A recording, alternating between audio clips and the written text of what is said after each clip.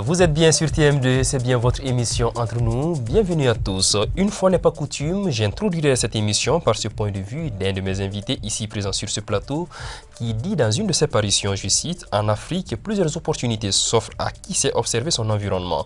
Notre jeunesse a les moyens de son éveil économique et dans nos pays où le travail salarié est rare, créer son emploi est une solution d'avenir. Peu importe d'où l'on vient et malgré l'adversité, tout est possible pour celui qui croit. » Fin de citation. Pour le prendre au mot, observer son environnement, c'est identifier les besoins et les habitudes de sa communauté, donc en retour, concevoir un projet qui puisse satisfaire ces différentes attentes. De plus en plus de femmes le font en Afrique et les femmes du Mali ne sont pas restées en marge. Votre émission Entre nous s'intéresse aujourd'hui exclusivement à ces femmes qui ont osé entreprendre. Bonjour, bonsoir, tout dépend à quel moment vous nous recevez et dans quelle partie du monde vous nous regardez. Bonjour et bienvenue à tous. Bonsoir chers invités. Merci d'avoir accepté notre invitation. Cette émission, je tiens à le préciser, est l'occasion encore une fois pour nous de rendre hommage aux femmes dans le cadre de ce mois qui leur est totalement dédié. Cela dit, nous passons à présent aux discussions, mais avant, une fois n'est pas coutume, une fois n'est pas coutume, je permets à nos invités, la plupart qui nous viennent de très loin, de se présenter pour permettre à nos téléspectateurs de mieux vous connaître. Monsieur Lam, pour commencer. Merci de m'avoir invité, M. Ndiaye. Je suis Ibrahim Théo Lam, je suis chef d'entreprise en France et en Afrique francophone et je suis chargé d'enseignement dans le supérieur, notamment dans les universités. Et je suis très ravi de partager en tout cas ce plateau avec Mme Diallo qui m'a beaucoup impressionné dans la mise en place de ces activités. Ok, donc vous étiez juste de passage à Bamako pour quelques temps. Exactement, j'étais venu pour animer un panel sur l'entrepreneuriat féminin. J'ai été invité par l'Organisation nationale des jeunes patrons. Voilà, j'ai animé un atelier et une formation sur l'entrepreneuriat des femmes au niveau du Mali. Merci d'avoir fait le déplacement pour le Mali. De rien, c'est vraiment gentil. Donc, Mme Diallo. Alors, moi, c'est Mme Diallo Korotimi Damile, dite Timi pour la plupart des gens. Et je suis promotrice de la maison de couture Timi Confection. Là, je suis ravie d'être sur ce plateau et je pense que nos échanges vont être très fructueux. C'est gentil. Merci d'avoir fait le déplacement en tout cas. Généralement en entreprise, vous qui êtes dedans en tant que femme, quel est le facteur déterminant et surtout essentiel pour entreprendre? Alors, pour ma part, le facteur déterminant, c'est déjà de savoir ce qu'on veut faire, mûrir son projet et se lancer vraiment dans une activité dont on maîtrise les pas mal de paramètres. Donc, il y a ça en premier lieu et puis aussi étudier son environnement. Qu'est-ce qui y va et qu'est-ce qui ne va pas, ce dont les gens ont besoin autour de vous et un peu au-delà. Donc, ces facteurs sont très importants pour la création de l'entreprise. Exactement. Donc, ce qu'elle dit, c'est vraiment ça, M. Lam? Mais parfaitement. Par ailleurs, je vais juste inverser la maîtrise de l'environnement immédiat, comme les femmes l'ont fait au niveau de l'Afrique pour réaliser des produits concrets et la connaissance de soi pour évaluer ses forces et faiblesses afin de se lancer. Je suis en adéquation avec ces propos. Donc, aujourd'hui, pour vous, vous l'avez dit, ce qui est surtout déterminant, c'est une introspection avant de se lancer. Mais bien sûr, vous savez, qu'est-ce que vous voulez dire au juste, une introspection? C'est-à-dire se connaître est un élément fondamental pour tout exercice. Et je veux faire une émission, il faut que j'évalue mes forces et faiblesses me permettant d'être un bon communicant. Parallèlement, il est important de comprendre d'abord son environnement immédiat. Donc, le fait de se connaître est un pilier fondamental dans la construction d'un projet de création d'entreprise. Et cela passe généralement par quoi?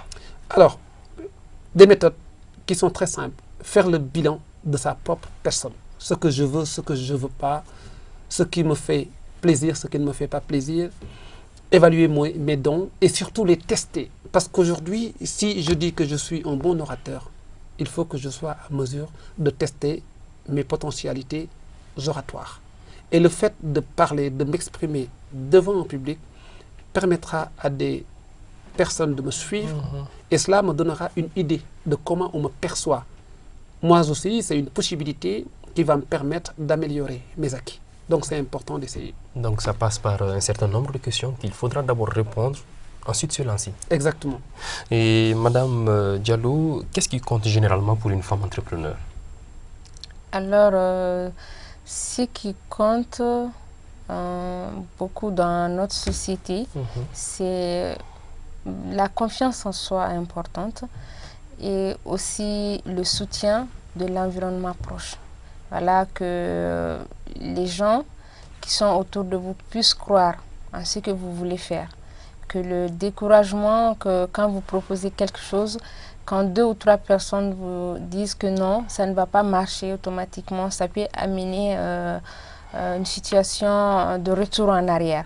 Donc la confiance en soi d'abord et puis la compréhension des gens qui vous entourent, leur soutien est très très important. Vous dites que les possibilités sont nombreuses ici en Afrique, les opportunités aussi également, mais est-ce que c'est là, comment on peut parvenir à identifier ces possibilités et ces différentes opportunités? Merci pour la question, mais avant de répondre, j'aimerais bien signaler une situation réelle que nous vivons aujourd'hui.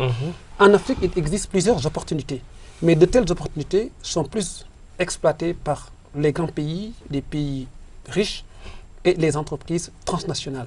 Ici, donc tout se en passe, Afrique. oui, en Afrique, tout se passe comme si nous avons toutes les ressources, mais d'autres personnes viennent exploiter et repartent chez elles, développer toutes nos économies et l'argent est rapatrié au lendemain des exploitations que ces pays ont réalisées chez nous.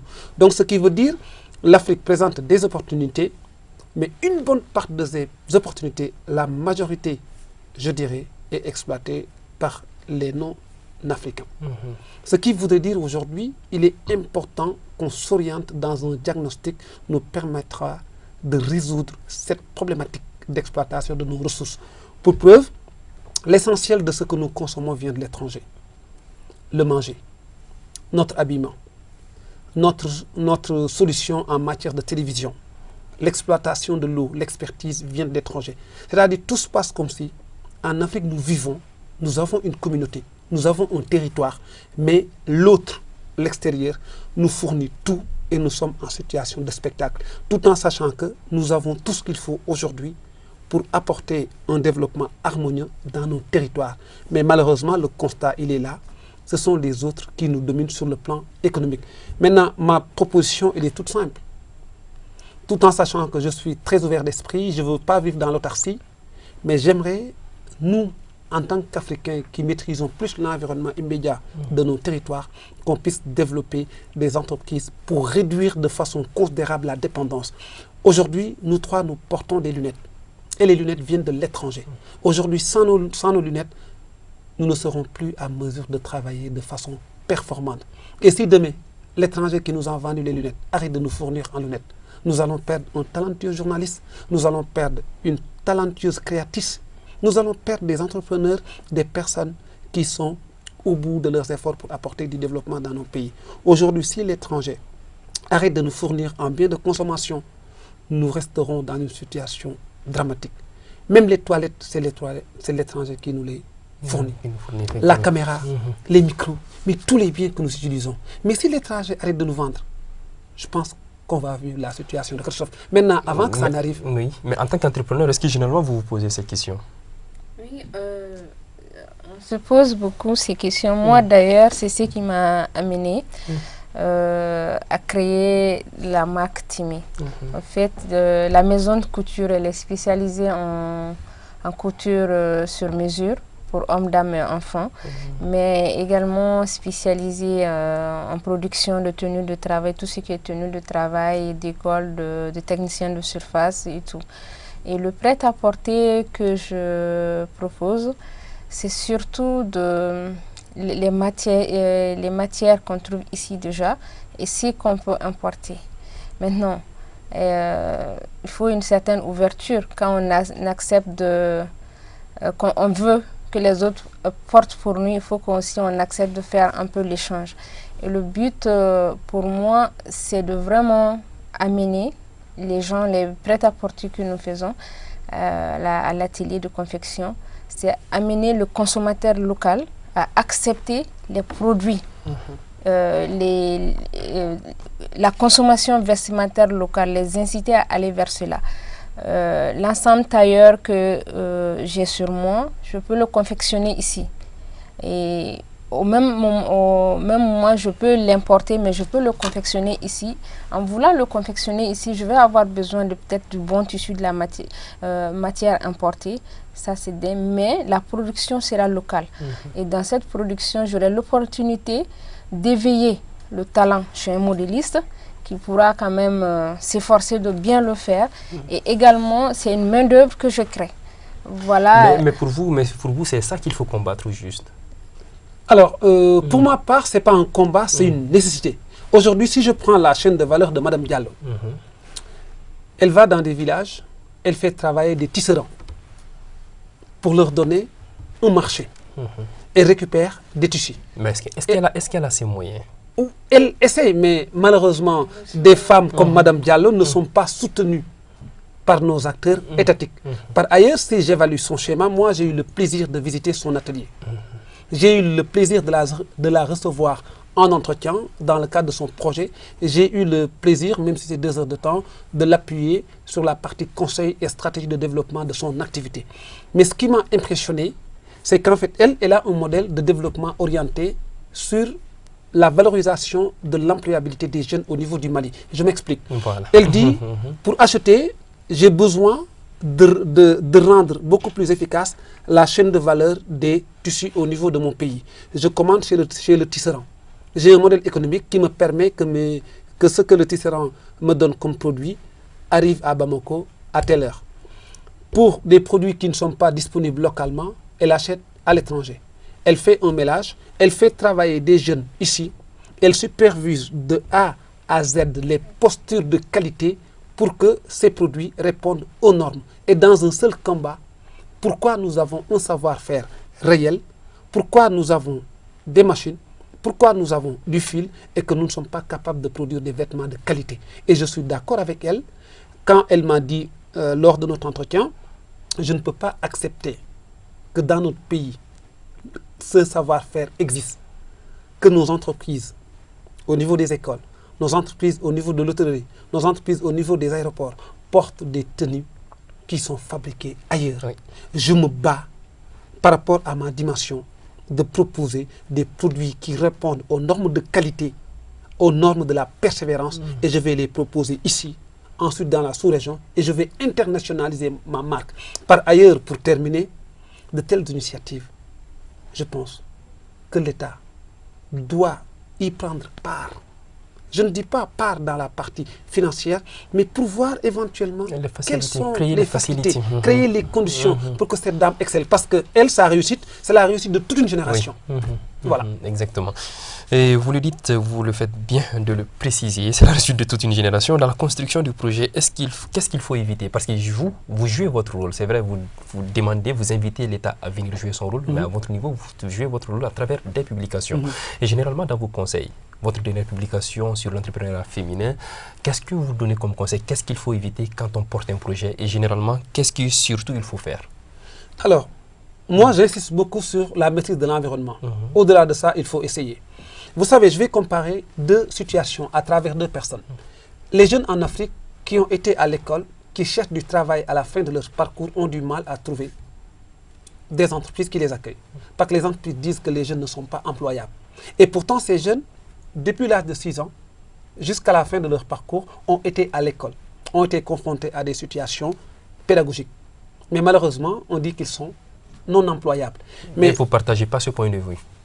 Non, ils ne sont pas employables. Par ailleurs, je partage parfaitement que ces jeunes-là, aujourd'hui, si vous les employez, vous les mettez dans les entreprises, ils ne vont pas vous apporter ce que vous avez besoin. Okay. Mais inversons la possibilité et prenons l'autre composante de la société, les femmes. La femme se lève très tôt le matin en Afrique, avant que son mari ne se lève, avant que les enfants ne se lèvent. Elle fait quoi? Elle prépare le petit déjeuner, elle nettoie la maison, elle s'organise à ce que, dès que les membres de la famille se réveillent, tout le monde trouve son confort et son bonheur.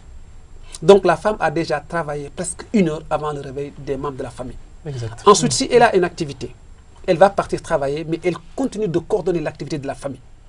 Jusqu'à la nuit, elle ne fait que travailler, même s'il est en activité professionnelle moderne. Cette femme, des fois, qui ne travaille pas aussi, mais qui a développé des activités générales de revenus pour subvenir aux besoins de la famille, c'est une personne qui travaille toute la journée pour les besoins de la famille et toute la journée aussi pour apporter de l'argent dans la famille et dans la communauté d'une manière générale. Mais cette dame n'a jamais appris les techniques de fabrication, les techniques de management, les techniques de leadership, mais pourtant elle le fait bien. Cette dame s'est bien occupée de ses enfants. Cette dame a réussi à financer l'éducation de ses enfants. Cette femme a réussi à manager ses enfants. Mais aujourd'hui, cette dame a une place fondamentale dans les grandes universités, dans les grands débats, dans la prise en compte de son action dans les schémas de développement économique, dans les schémas d'émergence. Mais là où on a vraiment raté notre orientation, les femmes ne sont pas en première ligne en matière de recherche d'émergence. Et la femme qui a réussi à faire tout ça sans pour autant aller à l'école, je pense qu'elle mérite d'être décorée, qu'elle mérite d'être valorisée, qu'elle mérite d'être portée au niveau de la scène internationale. Mais pendant 20 ans, tu es marié, tu t'occupes de ta famille, tu t'occupes de ton mari, tu t'occupes de ta belle famille, avec toutes les contraintes que la femme subit au quotidien, elle reste debout. Elle se lève.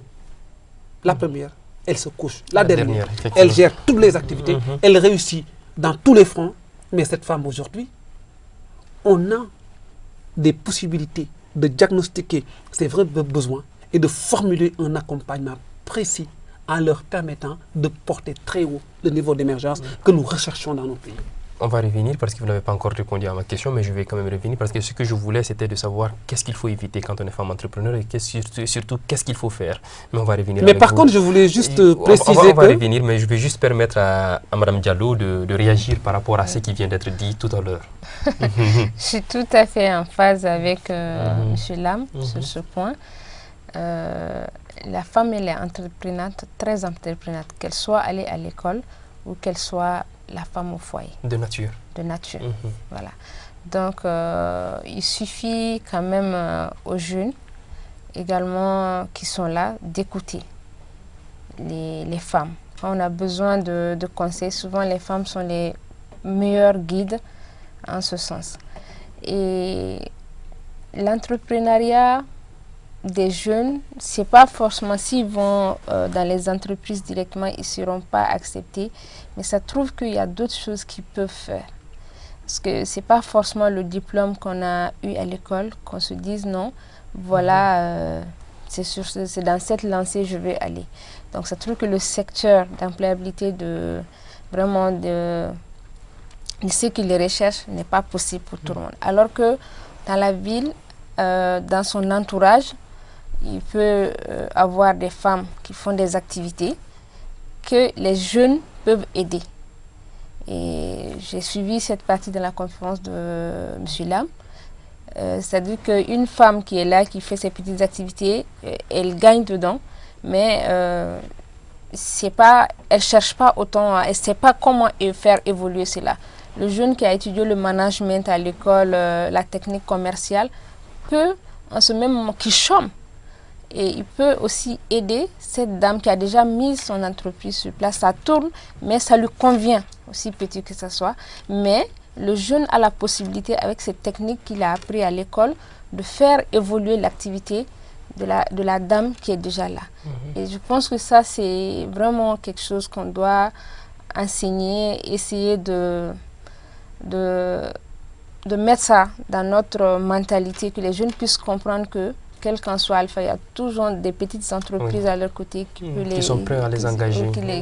Et qu'eux aussi, ils aient la volonté d'aller vers ces gens-là. Et de travailler avec beaucoup de sacrifices, parce que j'imagine que vous n'avez pas les moyens de pouvoir les payer à hauteur de ce qu'ils attendent. Parce que et de ce qu'ils ont surtout appris. Voilà, c'est surtout ça. Exactement. Donc, M. Lam, pour revenir à ma question, je disais tout à l'heure, en matière de construction de projet, qu'est-ce qu'il faut éviter et surtout, qu'est-ce qu'on doit faire en tant que femme? Donc, je voudrais juste dire désolé parce que j'ai beaucoup développé sur l'environnement avant de répondre à votre question, mais malheureusement, le temps était très court. Ce qu'il faut éviter, je voudrais juste dire que la dame a réussi à tout faire sans pour autant aller à l'école. Ce que la femme doit éviter, que la société lui dise, voici, il faut qu'on te forme en management parce qu'il te manque ça pour développer ton activité. Il faut qu'on te forme en leadership. Il faut qu'on t'apprenne la façon de mieux gérer ton activité. Et nos États ont investi beaucoup de millions dans ces schémas. Ça ne marche pas. Vous savez, la femme qui a réussi à manager sa famille pendant 20 ans, cette femme, vous ne pouvez pas lui dire « je vais ramener un consultant de Paris pour qu'il te forme en management ». Vous ne pouvez pas dire à cette femme « il faut apprendre les techniques de leadership qu'on enseigne à l'université ». Cette dame n'a pas besoin de ça. Cette femme, aujourd'hui, a besoin de solutions intermédiaires qui sont simples. Première solution, chaque dame mariée, il faut que son mari accepte ses talents et que le mari soit le pourvoyeur des talents de sa femme. En soutenant sa femme, en expliquant aux enfants que le travail abattu par la femme tous les jours est un travail qui mérite d'être valorisé, c'est de la technicité. Ça, c'est un premier niveau de solution, l'acceptation de ce que fait la femme par d'abord la famille, ensuite le quartier, la ville, la région, si vous voulez même en Afrique. Après cette acceptation, la femme se sentira beaucoup plus à l'aise. Imaginez, à 19 h, vous venez de votre travail, vous constatez que votre femme est fatiguée, vous lui dites « Chérie, aujourd'hui c'est moi qui prépare le repas, repose-toi ». Mais là, vous êtes en train de dire à la dame « Mais toi, tu as fait un bon boulot ». Mais imaginez mais ça fait beaucoup sourire Madame Diallo, oui. Parce que j'imagine son mari ne fera pas ça. Bon, là, en fait, je ne peux pas juger, mais juste pour Elle est dire, femme entrepreneur, donc c'est un exemple palpable que nous avons sur le plateau. pour dire, monsieur Ndiaye, une femme qui se lève très tôt le matin, se couche très tard le soir, Oui. a besoin d'être soutenue d'abord moralement.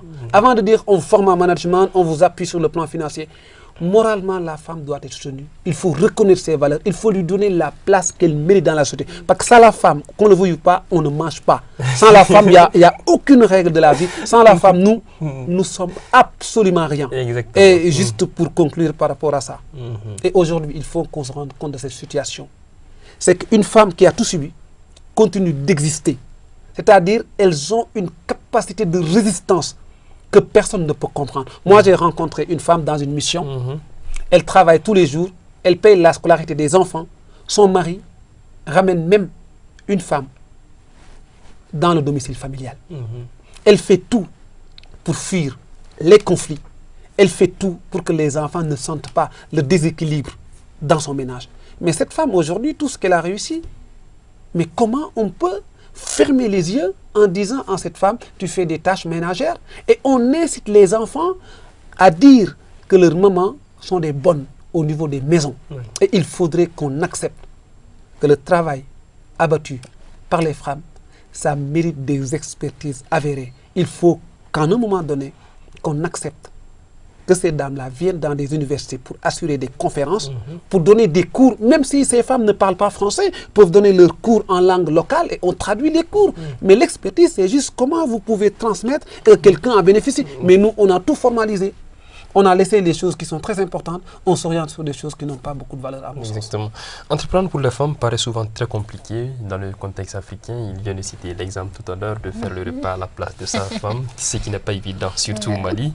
Surtout pour celles qui sont mariées comme vous, elles font de leur entreprise leur raison de vivre. Est-ce que cela ne pose pas aussi des problèmes dans la famille? Oui, ça pose des problèmes, peut-être, ça dépend du niveau de compréhension de tout un chacun. Et avant de lancer toute activité, quand on a une vie en commun, la moindre des choses, c'est de s'entendre sur les bases. Voilà, je pense que partant de là, ce qui va en découler peut être peut-être supportable. Oui. Mais sinon, une femme entreprenante, ça devient souvent très difficile parce que toujours il faut avoir l'œil sur la maison.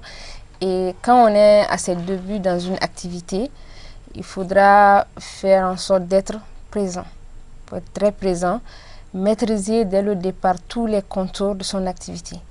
Et avec le temps, quand on doit déléguer, ça trouve déjà qu'on maîtrise les contours et quelles qu'en soient les failles il peut y avoir, on peut avoir des recours facilement. Donc ça demande beaucoup d'engagement. Donc du coup, l'engagement familial, souvent ça peut prendre un coup. Mais si les gens qui sont avec vous vous soutiennent et comprennent qu'il faut que cette activité marche, chacun peut apporter son grain de sel pour que ça aille. Voilà, sinon l'entrepreneuriat féminin est très très difficile.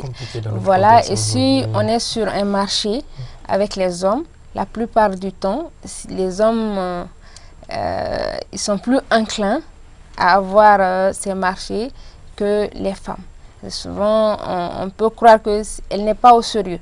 Elle va commencer, laissons-la faire, mais bon, celle-là, est-ce que ça va avancer? Donc, il n'y a pas le soutien. Il y a cette mentalité qu'il faut, entre guillemets, éradiquer quand même, que les gens comprennent que les femmes aussi peuvent faire quelque chose. Moi, j'ai un concept qui n'est peut-être pas partagé par tout le monde. Le genre, souvent, je ne joue pas trop sur le genre, homme, femme. Moi, dans ma conception de la vie, d'abord, on est tous des êtres humains. Voilà. On est sur Terre. Quand on vit, on est en bonne santé. Il faut faire quelque chose de sa vie. Et la nature fait que on doit s'unir, homme et femme, pour continuer à, comment dire, à procréer. Voilà. Et donc, dans cette union, il y a des bases pour vivre ensemble. Et ces bases font que c'est la femme qui enfante, c'est la femme qui s'occupe de certaines tâches et tout. Mais du moment qu'on est tous êtres vivants, chacun peut apporter quelque chose dans la vie de famille, dans la vie de la société. Que ce n'est pas parce qu'on est une femme qu'on doit rester à la maison, parce que la femme ne doit pas travailler, la femme ne doit pas rester en marche. Voilà, je dis que du développement du pays. Voilà, si la femme a certaines capacités, s'il y a une femme qui a les capacités d'être policière, s'il y a une femme qui a les capacités d'être mécanicien, chauffeur routier, je pense que de lui laisser la possibilité de le faire, de s'exprimer. Et ça me manque beaucoup. On va dire non, certains boulots, ce n'est pas un travail de femme. Déjà, ça, c'est un handicap. Voilà. Et pour ma part, on est tous des êtres humains. On est dotés de la même intelligence et même... mais peut-être pas de la même énergie. Voilà, de la même... Attention. Oui, mais voilà. Je sais pourquoi je dis ça. Pas de la même énergie peut-être physique, mais je sais que vous avez quand même vous avez assez de résistance. Vous résistez beaucoup à beaucoup de choses. Voilà, là où souvent, sur le terrain, là où souvent c'est dur, où on doit rester debout, les femmes, la plupart des femmes qui le veulent, ça il faut que je précise, qui le veulent, sont plus résistantes que les hommes, souvent. Parce que dans chaque chose, il faut le vouloir pour bien le faire, qu'on soit homme ou femme. Voilà, il faut d'abord le vouloir. Voilà. Donc là, vous l'entendez, c'est vraiment un point qu'elle vient de soulever qui n'est pas facile à gérer. En Afrique, ici, c'est vraiment pas évident de laisser facilement les marchés comme ça aux femmes. Et là, c'est un problème qu'elle doit combattre, pas les hommes. Ce n'est pas un combat que les hommes doivent mener à leur place. Vous savez qu'aujourd'hui, si nous nous fixons un point d'émergence dans nos pays, il faudrait qu'on accepte nos réalités. Mais imaginez ce que la femme apporte dans la maison, sur le plan social, sur le plan politique, sur le plan économique. Dans certains cas, la femme s'est constituée en femme entrepreneur pour soutenir la famille. L'homme prend les mêmes positions. En général, si la femme gagne de l'argent, tout l'argent gagné est investi dans la famille, dans la communauté. Mais l'homme qui gagne de l'argent, c'est d'autres besoins qui vont naître. L'homme qui gagne de l'argent est même prêt à acheter un appartement à Paris ou aux États-Unis. Mais je n'ai jamais vu, en 12 ans d'expertise, en 12 ans de travail, une femme africaine qui a gagné de l'argent et qui a acheté un appartement à l'étranger. En général, ce que je vois au niveau des femmes, lorsqu'elles gagnent de l'argent, tout est réinversé dans le circuit économique national. Donc, ce qui veut dire que les femmes ont plus de position en matière d'émergence économique. Et malheureusement, ces femmes sont limitées en matière d'exploitation d'activités parce que la société s'est organisée de sorte que, et surtout la société africaine, les femmes doivent faire tel secteur d'activité, les hommes doivent faire les secteurs d'activité à haute valeur ajoutée. Or, la femme qui a réussi dans le petit commerce, la femme qui a réussi dans une petite activité de transformation qui gagne que 1 million de chiffre d'affaires par année, c'est une femme à qui, si on lui confie la redynamisation du secteur industriel, elle fera ce boulot avec beaucoup de résultats. Elle fera ce boulot avec beaucoup de performances. Donc, ce qui voudrait dire, dans certains secteurs qui constituent des secteurs de niche pour l'émergence de nos continents, il faut qu'on ouvre ces secteurs-là aux femmes. Une femme qui dirige la tête d'un département énergétique aura plus de résultats que les hommes. Parce que les femmes, généralement, en matière de corruption, elles sont très rarement impliquées. En matière de malgouvernance, c'est très rare. Ça, il faut juste qu'on se dise la vérité. C'est vrai, je suis homme, mais nous sommes plus tentés à faire des opérations illicites que les femmes. La femme a plus de sentiments sur certaines actions, donc elle est plutôt dans son travail, mais elle a aussi développé un autre sentiment affectif qui fait que elle ne se retrouve pas dans des situations de malgouvernance. Mais est-ce qu'il n'est pas nécessaire aujourd'hui, le combat que vous voulez mener pour elle, est-ce que ce n'est pas aussi nécessaire qu'elle mène ça pour elle-même? Mais bien sûr, de toute façon, moi je ne mène pas un combat pour les femmes. Moi j'ai compris que les femmes sont en train de mener un combat. Moi j'ai reconnu la réalité. Je me suis dit, je m'accompagne dans cette disposition pour apporter ma contribution. C'est pourquoi aussi mon dernier ouvrage qui traite de ces problématiques, et l'ouvrage est intitulé « L'Afrique ne profite pas des potentialités des femmes ». Tout ce que les femmes ont apporté, ça y est là. Au lieu de prendre pour valoriser, nous prenons pour mettre par terre. Et nous prenons d'autres schémas qui ne correspondent pas au développement des femmes. Finalement, nous sommes un pays qui a beaucoup de potentialités au niveau africain, je parle bien du continent, avec des femmes qui ont investi les secteurs d'activité qui nous permettent de vivre. Parce que, prenez l'agriculture, sans les femmes, nous n'allons plus manger. Hein. Sans les femmes, nous ne pouvons plus être performants. Parce qu'arrivé à la maison, nous avons besoin de manger en tant qu'homme, la femme a tout préparé. Donc même nous, notre performance dépend de la femme. Exactement. Et donc, soutenir la femme, c'est me soutenir moi-même. Soutenir la femme, c'est soutenir économiquement nos pays. Donc, en conclusion, ces femmes, il faut leur donner les secteurs d'activité où nous avons du mal à apporter des résultats conséquents. Prenons les télécoms, donnons ça aux femmes. L'énergie renouvelable, les secteurs qui permettent de donner de la valeur.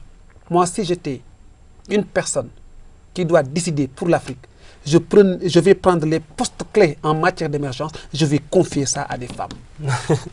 C'est là, malheureusement, pour le moment, c'est pas encore concrétisé. Mais cela dit, vous continuez à vous battre et vous croyez réellement à ce que vous faites en tant que femme. Oui, permettez-moi de remercier d'abord M. Lam par rapport à sa contribution, tout son engagement envers quand même l'épanouissement des femmes et des jeunes et surtout le développement de l'Afrique en général.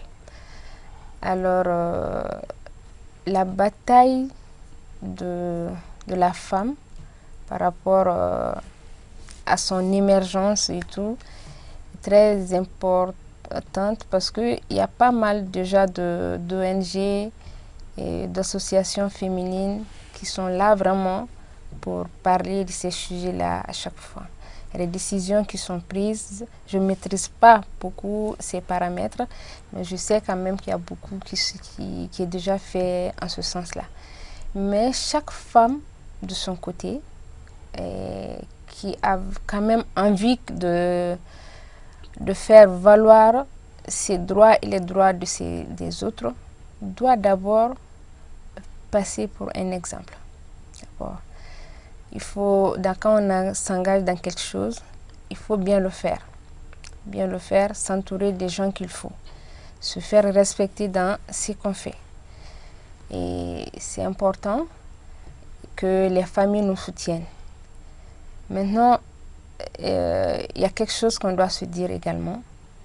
La plupart du temps, les hommes se disent que les femmes dans les foyers qui arrivent à un certain niveau, bien qui parviennent à entreprendre, c'est même pas dans la famille seulement, c'est dans les mentalités que la femme devient, je ne sais pas si c'est le terme approprié, prend la grosse tête dans la famille. Donc du coup, beaucoup de gens ont la réticence d'aider les femmes. Mais est-ce que généralement, ce n'est pas l'attitude que vous adoptez aussi? J'en viens. Voilà. Donc, et quand je dis il faut qu'on en parle, parce qu'il y a certaines de nos sœurs aussi, quand même, qui sortent du lot. Dès qu'elles sont à un certain niveau dans la famille, personne ne peut plus parler.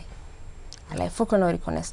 Et quand on veut que ça change, que d'autres, qu'on puisse laisser la voix à d'autres femmes aussi, qu'on les aide pour travailler, il faut que nous d'abord, qui sont dans cela, puissent accepter que comme je le disais, on est être humain, on apporte une contribution, on sait faire quelque chose, on veut bien le faire et faire en sorte que qu'on puisse prendre l'exemple pour dire, bon, la femme d'un tel le fait, telle dame travaille, comme je vais aller vers elle pour travailler, mais il faudrait qu'il y ait cette culture que l'humilité compte dans tout ce qu'on fait.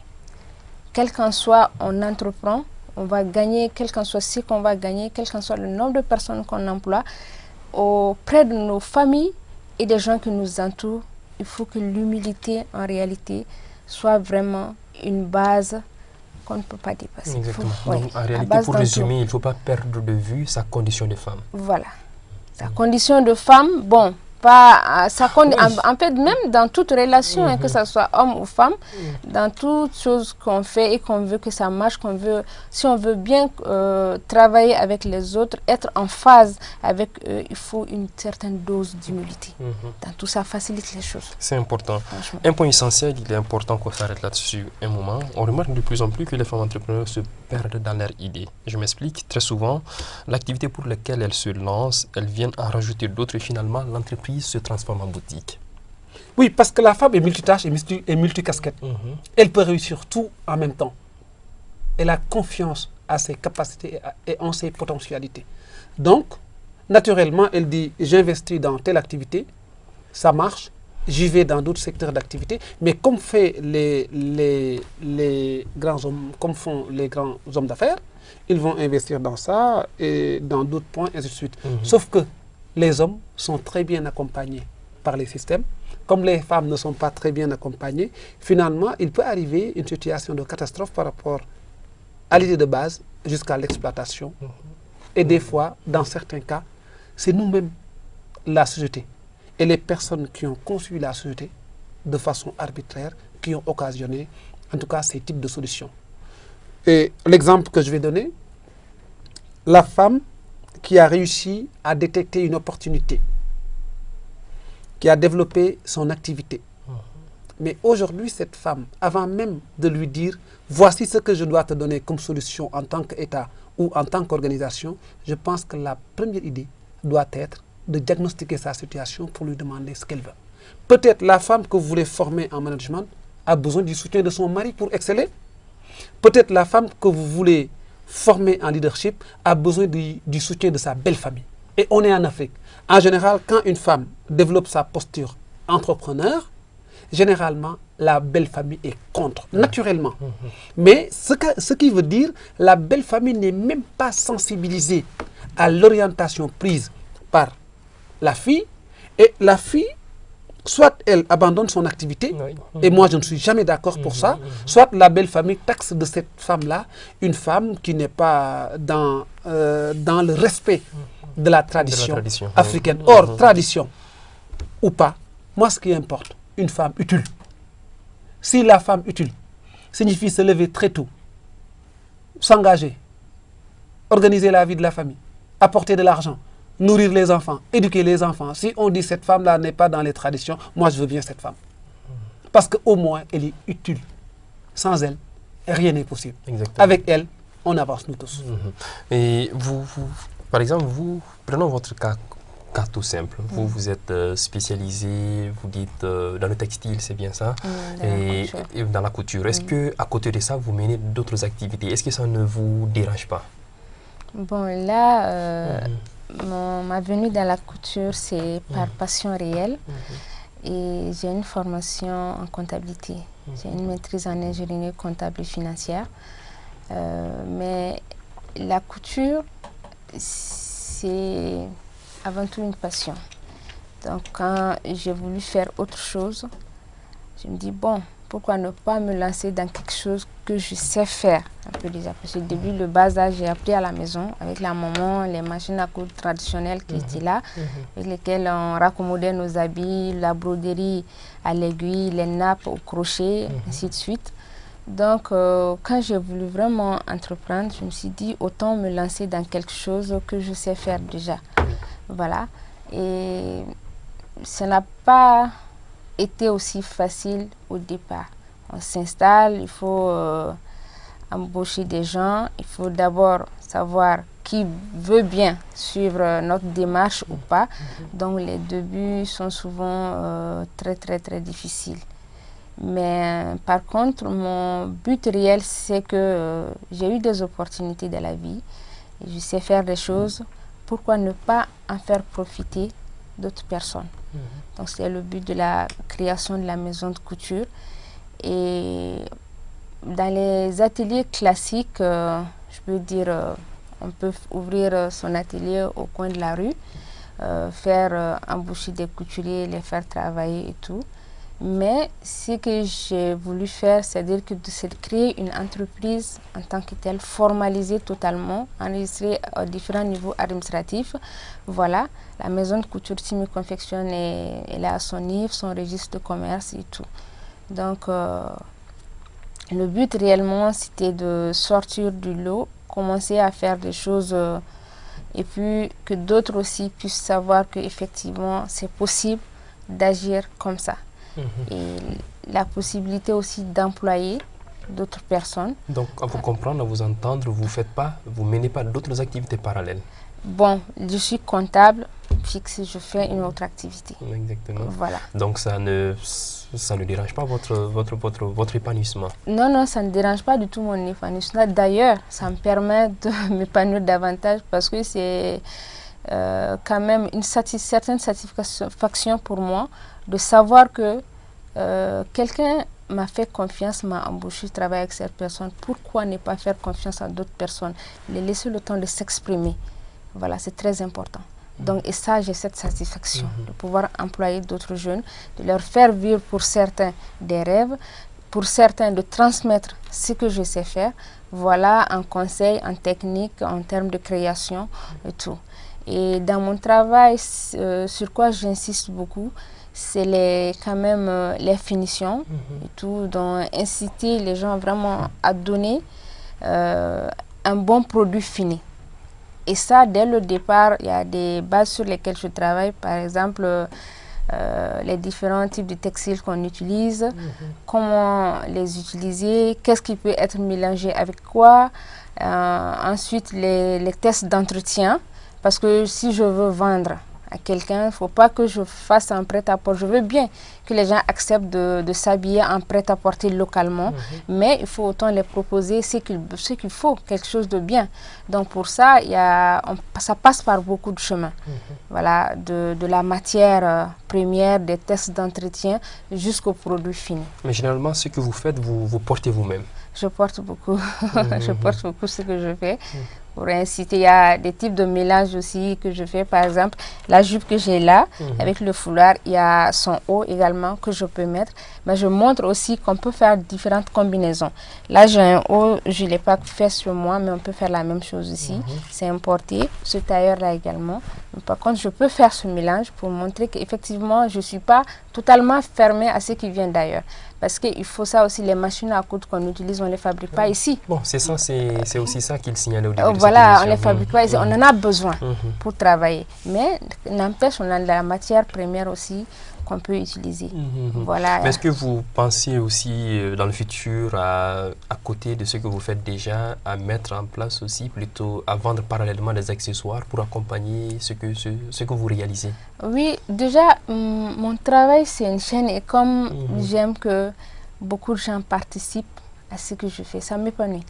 Et les accessoires que j'ai fais les accessoires en pagne et tout, les sacs, on les fait, mais il y a d'autres que je ne peux pas faire chez moi pour l'instant, mais je suis obligée d'approcher les cordonniers, par exemple, de l'artisanat.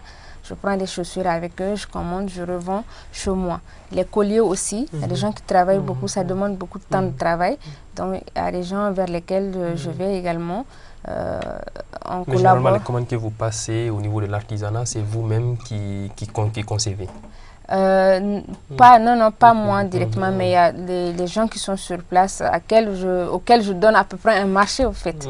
Donc eux aussi puissent travailler et puis on a cette collaboration-là. Exactement. Là, vous l'entendez, c'est un bel exemple qu'il faut encourager. Mais bien sûr, et puis surtout ce qui est déterminant dans son exercice, c'est qu'elle se dit, il faudrait que je m'organise à ce que les personnes qui m'entourent produisent avec une qualité de service, mais plus il faut que les personnes reçoivent tout ce que j'ai comme talent, il faut que ces personnes s'en sortent avec un modèle précis. Elle a son activité, elle forme les jeunes, elle les oriente, elle prépare des produits, en tout cas de qualité, et elle est conseillère au niveau de sa clientèle. Par exemple, moi, j'ai été témoin d'une situation lors de notre mission, qu'une personne veut ça, mais elle n'est pas dans une situation de donner pour vendre. D'abord, elle essaye de voir est-ce que ce que veut la personne correspond à sa morphologie. Est-ce que si je couds ce tissu en fonction de telle dynamique, est-ce qu'elle est conseillère d'abord avant de vendre. Donc, ce qui veut dire qu'elle est vraiment dans une dynamique, en tout cas d'apporter des solutions novatrices par rapport à notre façon de nous habiller. Exactement. Ce qui veut dire... Dernier message, on va terminer cette émission, mais dit que le temps qu'on nous avait confié est déjà presque fini. Mais je vous permets quand même de passer le dernier message à l'endroit des femmes qui vous écoutent, de profiter surtout de votre expérience, de votre venue ici à Bamako. Alors, je remercie d'abord les autorités maliennes et surtout le président de l'OGEP pour son invitation et le ministre du Développement industriel qui me renouvelle en tout cas à cette occasion une nouvelle confiance pour d'autres chantiers. Et je voudrais dire à toutes les personnes qui veulent l'entendre que sans femmes, rien n'est possible dans notre existence. Les femmes ont réussi à bâtir une existence réelle. Si nous voulons que ça marche pour nos pays, il faut comprendre les dynamiques créées par les femmes, les améliorer s'il y a le besoin et les accompagner en cas de nécessité, mais surtout en donnant la possibilité aux femmes d'être au premier rang. Voilà. Pour terminer, votre dernier message à l'endroit de vos sœurs. À l'endroit de mes sœurs et à l'endroit de tout le monde en général. Moi, j'invite tout un chacun, vraiment hommes, femmes, à s'intéresser davantage à nos productions vestimentaires locales. C'est important, ça nous réconforte. Et également, les dames qui veulent entreprendre, si elles ont un projet qu'elles n'arrivent pas à cerner, d'approcher les gens qu'il faut. De ne pas se fermer aux autres, d'aller... on ne sait jamais tout, au fait. Il y a des gens qui peuvent apporter un petit plus, mais aussi de savoir vers qui aller. Voilà. Il ne faut pas aller exposer le projet également à tous ceux qui ne peuvent pas peut-être vous donner les bons conseils, qui vont peut-être vous désorienter. Donc, de réfléchir longuement, de cerner vraiment son environnement, voir les gens autour d'eux, même si ce n'est pas la famille proche, d'aller au-delà. Voir des gens qui sont dans d'autres activités, qu'ils aimeraient faire ou même pas faire la même activité, mais profiter d'une certaine expérience, d'accepter d'aller vers les autres et demander comment ça marche. Voilà. On espère que le message est bien entendu. Merci d'avoir été là avec nous. Merci d'avoir surtout accepté notre invitation et d'avoir passé ce moment avec nous. Merci, chers téléspectateurs, de nous avoir suivis. Et surtout, on vous souhaite aussi bon retour. Merci beaucoup. Dans votre pays. Donc, merci d'avoir suivi cette émission. On se donne rendez-vous toujours sur TM2 pour un prochain numéro. Je le disais au début de cette émission, là, c'était notre occasion, encore une fois, de rendre hommage à toutes les femmes du monde et surtout aux femmes maliennes pour ce qu'elles sont pour nous. Merci d'avoir suivi cette émission et très belle soirée, très belle soirée. Et pour vous qui nous suivez toujours sur TM2, je rappelle que cette émission était réalisée par une dame en plus, Fatim Maïga, et qui était accompagnée par tous ses collaborateurs pour que vous receviez cette émission dans les meilleures conditions. Et Alma Media va assurer la post-production. On se donne rendez-vous toujours sur TM2, 2 fois plus proche de vous. Au revoir.